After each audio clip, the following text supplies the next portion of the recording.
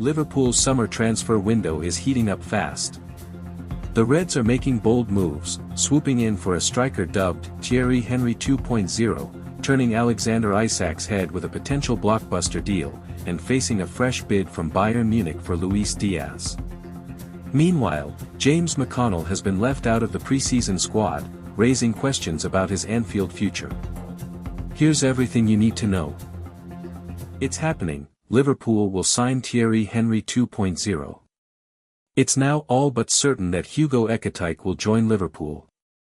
The striker, who appeared destined for Newcastle United a week ago, has permission to seal a transfer from Eintracht Frankfurt. The Athletic is among many reporting that a deal has been agreed and it could climb to £79 million. Liverpool have wanted a new striker all summer. It was their priority heading into the window, even if a deal for Florian Wirtz quickly usurped it. They're now getting that player in Ekitike. Now, it's no secret that Alexander Isak was the dream addition, but the French forward is absolutely a major coup here. He's an incredible talent and one who could become a major superstar if all goes to plan. Thierry Henry 2.0, even. From Thierry Henry to Hugo Ekitike. There are easy comparisons to make between Henry and Ekitike. They're both French forwards who initially broke into the senior game as wingers, earned a move to a major European club but failed to deliver, mainly because of factors that had nothing to do with their ability, before heading to England. The only real difference in stories there is that Henry won a World Cup before joining Arsenal, while Ekitike had a stopover between his major European club and the Premier League. Though we should say that, on paper, they are different types of player. Henry was blessed with sensational pace that Ekitike certainly doesn't have, even if he's not exactly slow. On the other hand, Ekitike is a much taller, more physical threat than Henry was. And that's why it's easy to call him a more modern striker than his compatriot. Strikers are tall, all-action threats. That wasn't the case in Henry's time, where centre forwards typically had strike partners or were either target man-style lone strikers or someone who played off the shoulder with electric pace. The game has changed and virtually no one plays with two-man striker partnerships anymore. It's meant the centre-forward role has become far stricter in what makes it at the top level. You've got to have pace, you've got to have ability with the ball at your feet, and you've got to have a physical presence. That's the modern elite striker, and Ekitike is exactly that. But there is a similarity between Ekitike and Henry, even with that massive difference. They're both left wingers converted into central players who retain their desire to play in the left channel. Ekitike wants to drift into that space, cutting inside and isolating defenders. That's his natural game, rather than operating within the confines of the box. Above is Ekitike's expected threat heat map, courtesy of XFB Analytics. It essentially shows his most threatening positions with the ball, those from which he creates the best opportunities for himself and teammates. So essentially, he wants the ball in that inside left channel. He'll drift to the wing, he'll drift to the very middle, but he wants the ball between the centre-back and full-back. I lost my star striker to Liverpool. Alexander Isak's head will have been turned by transfer talk. Former Newcastle United manager Alan Pardew thinks Alexander Isak has had his head turned following transfer interest from Liverpool.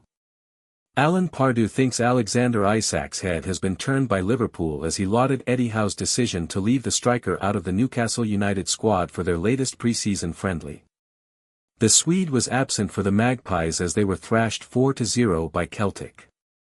The match was Newcastle's first game since reports linking the Reds with a move for the striker ramped up, with Howe admitting that Isak had been left at home in response to the transfer speculation. And former Newcastle manager Alan Pardew, who was in charge when Liverpool signed Andy Carroll from the Magpies in a £35 million deal in January 2011, believes his old club now face a battle to retain the striker's services. Reading between the lines, it looks very much like the players affected, I would suggest, Pardew said on TalkSport. So, Eddie made a sensible move and just took it out of the equation.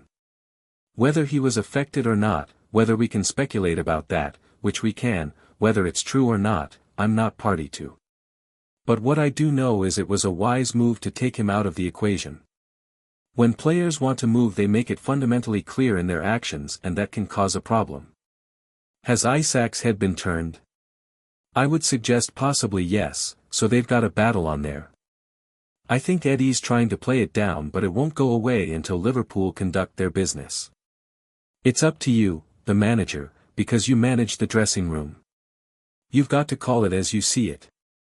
What you find is when players are getting targeted by the bigger clubs, the other players, the senior players, usually side with the player, regardless of what the club decides to do. They all want to progress in their career, they all want a bigger contract, a bigger club. Don't think they don't, they do. The Liverpool thing, I would suggest the other players are not that bothered. They obviously want him to stay because he could bring success to the club. Absolutely, when Liverpool come calling, it's hard to say no.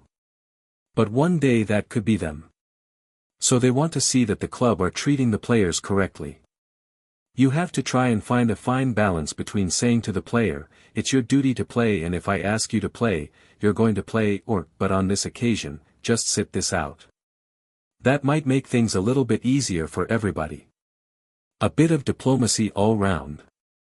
While Pardew does not think Isak would down tools to try and force a move, he believes supporters will also be anxious about the possibility of losing Isak, having seen a number of star players leave St James' Park for the Anfield in the past. Liverpool makes decision on James Mcconnell future after missing pre-season tour. James Mcconnell is highly rated by Liverpool and he is expected to take the next steps in his career away from Anfield, with a loan move to either the Championship or the Bundesliga seemingly on the cards. Liverpool youngster James Mcconnell is set to leave the club on a season-long loan, but he is expected to sign a long-term contract with the Reds before doing so. There is interest in Mcconnell from Championship clubs Ipswich, West Brom and Derby, while the Daily Mail says a loan move to the Bundesliga is also on the cards. Mcconnell was absent from the group that flew to Hong Kong for the start of Liverpool's pre-season tour of Asia on Sunday, but that is because he is currently nursing a minor injury. Arne Slot is a fan of Mcconnell, praising him after the youngster impressed in a Champions League game against PSV Eindhoven last season. I like him a lot, Slot said. He impressed me. If I was surprised, it would mean in training sessions he wouldn't be able to play at this level, and that's not true because he is competitive with the ones we have. So I'm not surprised, but you always wonder how they will react on this stage, at this level. We saw the same with Amara Nallo, but he does not have the same impact in training sessions as Mcconnell. The way James plays is not a surprise, but he definitely deserves credit for his performance today. As well as Mcconnell, Liverpool has decisions to make on several other youngsters. There could be money to be made with the sales of players like Ben Doak and Tyler Morton, with both players probably now at the stage of their careers when they should be looking to move on permanently. There are also calls to be made on Trey Nyoni and Rio Ngumaha. Ngumaha is still just 16 so his development is likely to continue in the Reds academy, but Liverpool might consider whether to send Nyoni, 18, out on loan. Decisions could also be taken on Jadon Dans and Stefan Bajcetic, both of whom were not included in Slot's squad for the two-game pre-season tour of Asia. In terms of the senior squad, Liverpool has raised funds with the sales of Jarell Quansah, Trent Alexander-Arnold and Queven Kelleher, but the big-ticket for sale players remain on Merseyside, with Luis Diaz, Darwin Núñez and Harvey Elliott still on the Reds' books. Núñez seems like the most likely player to leave, amid the impending arrival of Hugo Ekitike, while Diaz is clearly keen to move on amid interest from Bayern Munich. Elliott's lack of game time last season led to him considering his future on Merseyside, and the writing appears to be on the wall for him following the arrivals of Jeremy Frimpong and Florian Wirtz. Federico Chiesa is another player who could exit. Luis Diaz, determined to leave Liverpool as Bayern Munich launch second transfer bid.